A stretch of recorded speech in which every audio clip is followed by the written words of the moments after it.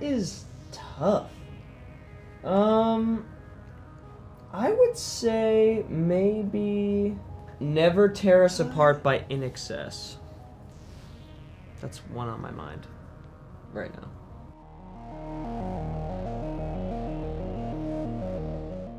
Yeah, I feel like Lucas has always been like a very passionate, loving person, but he started off very skeptical and kind of uneasy in ways, but over the years he still kind of obtains that like that same nature, but it's changed into this more like stoical, resilient, like soldier in a way. Like, but it's like it's more of like there's a.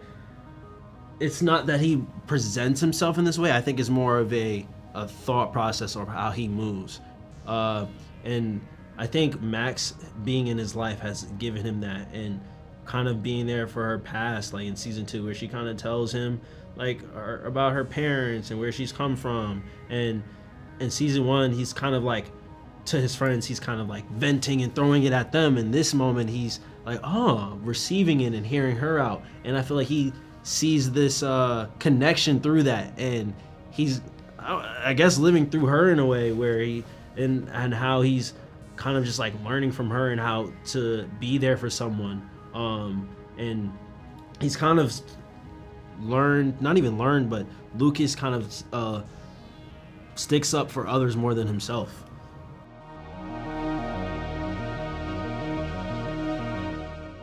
Oh man, there's so many great moments.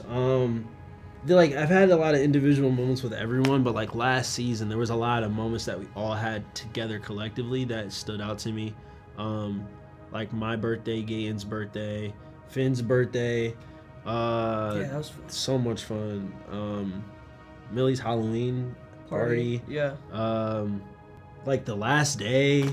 Yeah, just getting together. Yeah. It was a great time for all of us to just be able to be around each other, for that long.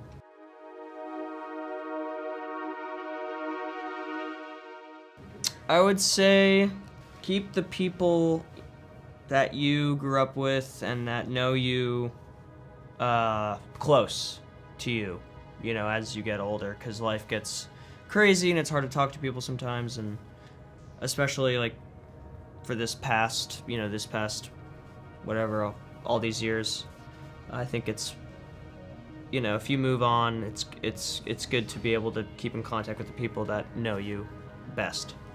I'll say to my character, just hey man, it was wonderful. You're an amazing guy. Best friends for life, I'll see you when I see you. Yeah. Nice. Honestly, sad. Just start crying. Yeah, just start crying. No.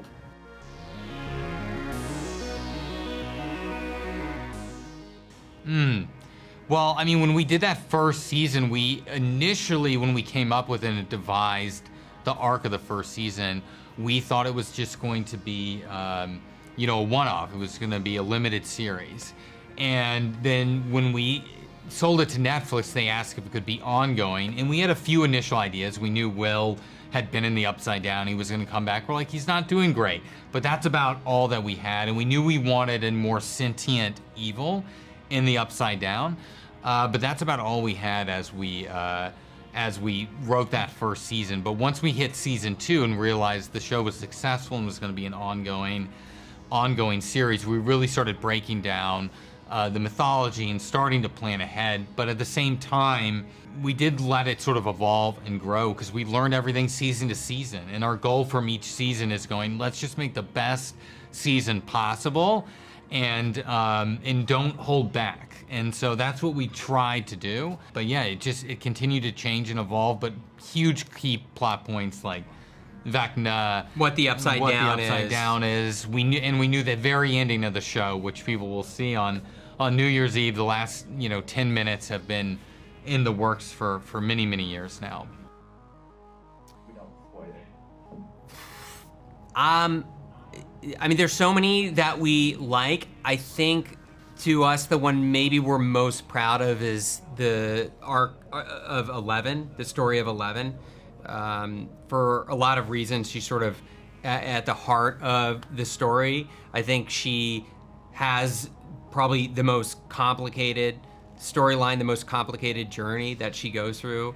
She came from a very difficult place, which was Hawkins' lab, where she was experimented upon, and her journey to finding her way and her place in our world, and is there a place for her in this world?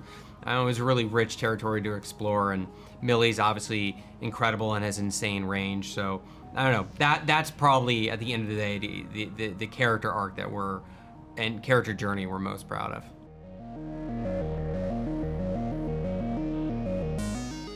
Oh my God, that's a tough question. Who would I say goodbye to? It's hard. It's like picking a favorite character. We love all of them.